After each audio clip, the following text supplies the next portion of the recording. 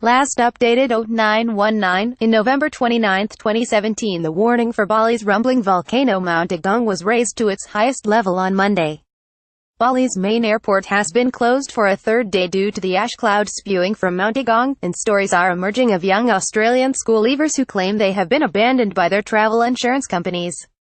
Insurers have limited financial and other support for Australians trapped on Indonesian resort island of Bali, in the shadow of the smoking volcano, which could produce a lava eruption at any moment. Thousands of Australians, including schoolies who headed to Bali after finishing their final exams, have been caught on the island since Sunday.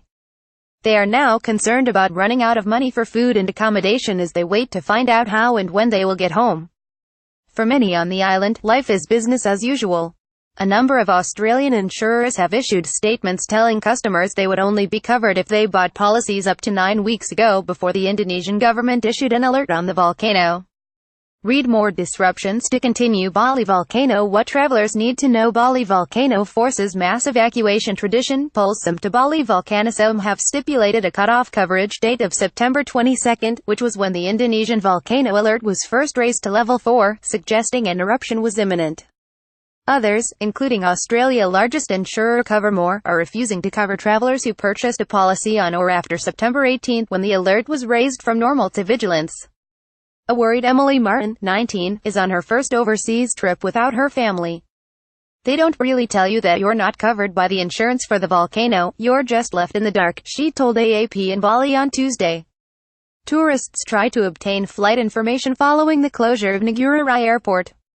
Her friend Danielle Hicks, also 19, was reduced to tears when she realized she would run out of money in a foreign country. "I cried my eyes out," she said. The grounding of flights to and from Australia coincided with Schoolies Week, when an estimated 6,000 teens flocked to the island. Ashes-covered villages and farms. Red Frogs, an Australian support network for post-school partygoers on Bali, is trying to help the teenagers as best it can. "We've spoken to a number of school leavers who have concerns about not being able to get home," locations leader Nikki Bright told AAP. "It's very different when you're here by choice and when you're here and you feel like you can't get home.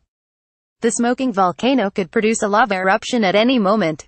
Some other insurance companies have said they would allow travelers to make claim if they purchased their insurance before November 22. Travelers have been advised to consult their policies and insurance company websites to check their coverage.